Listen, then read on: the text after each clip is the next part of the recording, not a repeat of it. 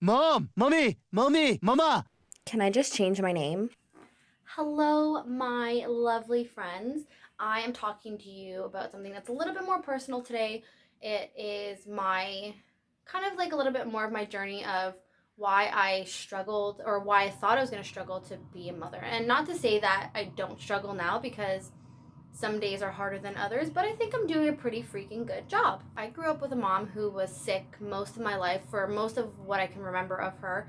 She had Huntington's disease, and for those of you who don't know what that is, it is a neurodegenerative disease. So she was sick for most of my life, and most of my life she was unable to care for my brother and I 100%. We do have our father who did take care of us, but unfortunately, growing up with a mother who wasn't able to take care of us, I really didn't have that, I didn't want to say role model, but that kind of idea of what you like see as a mother or think of what a mother would be. I didn't really have that growing up because she was sick, and it's completely not her fault at all, but I just wasn't able to get that full picture of what a mother was. And eventually my dad had other girlfriends, and they were less than ideal role models, like less than ideal. Like I can only look at them for what I didn't want to be. And I did have my grandmothers. They were very loving, very caring, took care of my brother and I, and really stepped in to help raise us. They were very different forms and styles of love from them. They're both very loving, both very caring, but they showed it in their own way. And I'm very grateful for even having them in my life because so many people don't have their grandparents growing up, and I'm very grateful for mine and for having mine who raised my brother and I also have to say that I'm very, very, very grateful for my mother-in-law as well too, because she is also such a loving person and a very thoughtful person too. So I'm very blessed to even have her, to kind of look to her to see what a mother is. So that I am very grateful for. Throughout my entire life, I didn't really have that mom role model to look up to and to see like how I would want to be as a mother when I would grow up. My aunt was a really good role model too, and I think she would be probably the closest thing to what I pictured myself as being a mother, because she was freaking amazing. So I do have to say that I'm grateful for all of the women in my entire life, because I was able to see what I did like regarding being a mother, what I didn't want to be as being a mother. So I kind of took a little bit from everybody and kind of like made myself pretty much. I'm able to incorporate different styles of parenting and mothering in my life. When I did get pregnant, I didn't know what the heck was going to happen. I didn't even know how to be a mom. I was very, very afraid to be a mom because I didn't have that role model to look up to have there by my side. And I think that's probably one of my biggest fears, is not having that mother or my mother to be with me.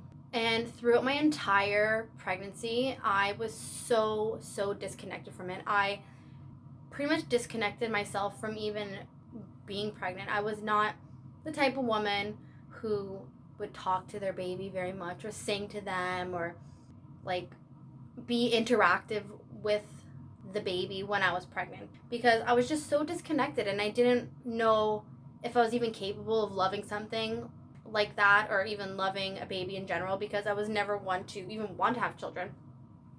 So that was my biggest fear. And I mean, who isn't afraid of being a mom? Who isn't afraid of their journey or how it's going to turn out or what to be expected, especially if you're a first time mom. You have no idea. Like, you're pretty much going in there like blindfolded. I was unsure of how to be a mom. I thought, how is I going to do this? Am I going to lose who I am or forget who I was? Am I even going to be a good mom? I thought, how am I going to do this? I don't even have a mom to guide me and to look up to. How am I even supposed to go about in doing this? Like, I was so overwhelmed. Postpartum, I was in complete shock. Like, I could not believe what the F just came out of my body. Like, did something just literally come out of my vagina. Like, I could not believe it. I was in shock. I didn't want to touch him. I didn't want to look at him. I didn't even want to hold him because I just was in, like I said, like, I was in so much shock that I was like, whoa, like, is this for real now? Like, is this seriously what my life is going to be like? And I thought, what's wrong with me? Like, I should be so excited. I just gave birth and I just, like, here's my baby. But I just couldn't put the two and two together and just, do it. It was scary for me. And eventually I had to kind of learn. I had to create that new relationship because if you really think of it, it's a new person that you're meeting. It's a new being that's coming into your life, and you don't know what to expect. You don't know who they are. You don't know how they're going to be. You just know that you've been carrying them for the last, well, I only carried Liam for 8 months because he came a month early, but you've only been carrying this person for 8, 9, however many months you've been carrying this baby, and now they're in your life and you're like, oh my gosh, I don't even know who they are. Like, what do I do? Where am I going? How am I supposed to do this? So you have to, like, basically reestablish that relationship. You have to create a relationship with your child because it's a new relationship. You have to nourish it. You have to understand. You have to pay attention to this new relationship. And that is exactly what I did. I began caring for him, and through caring for him and seeing how much he relied on me, I started to feel that love a little bit. I started to connect with him more, and as he got a little bit older, I was able to be so immersed into that. Like, it was so amazing. Okay, eventually, after he was born and I started to care for him, I started to feel some love for him. And I know that sounds very harsh, like, Marissa, you don't love your baby? Like, that is horrible. That's your baby. No, I did love him, but I didn't have that magical, like, oh my God, this is my baby. No, I didn't have that, like, overwhelming, like, maternal love for him. I do believe that I suffered a little bit from postpartum depression. I just didn't recognize it or even pay attention to it. I just kind of, like, brushed it under the carpet and just kept trucking through. But as Liam grew and he was able to interact more, I started to feel that love, and I started to be so excited and look forward to the next day and look forward to just watching him grow and being there with him, and just him, like, he was so amazing. Like, oh my gosh, even talking about it right now, like, I feel like I'm gonna cry because I am so, so, so, so in love with this guy. Like, he is such an amazing boy. And if you are a parent or a mom especially, you know what that love feels like. Like, it is so overwhelming, and there's literally no words to explain it. Like, there's no words to explain that type of love. Like now I look at him and I'm like, oh my gosh, I created this amazing human being. Like, I did that. Like, what the heck? So point of my story is that it is completely okay after you give birth to not feel that love. It is not wrong. It is completely normal, and it will eventually show up. And if it doesn't, that is okay too, because it may be some kind of disconnect and you're not feeling that love towards your little one, or you could be possibly suffering from postpartum depression or anxiety, or it could be a multiple of different factors.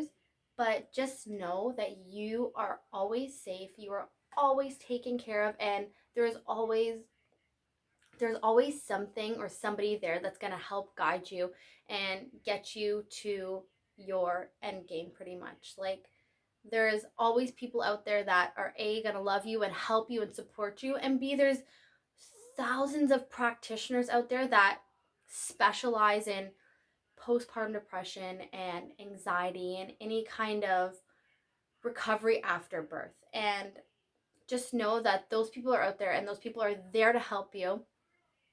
And if any of you guys are feeling like this, moms specifically, if any of you guys feel like this, or if this video kind of resonates you, please feel free to send me a message, because we are literally in like all in this together. Like we are in this together and we are never alone, and don't ever feel like you're alone, because you are definitely not alone.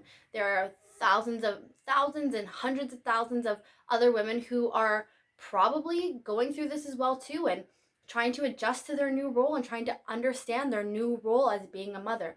And don't feel like you are losing yourself. You may feel that in the beginning, you may feel that a few months after, but you will always find yourself. And just to remember that. Okay, guys. So if you like this video, give me a thumbs up. If you really like this video, subscribe down at the bottom. Also, if you want to hear more videos like this, please comment in the bottom box below. That would be amazing. You guys are amazing people. Hope your weekend goes beautiful. And yeah, that's it. Thanks, guys.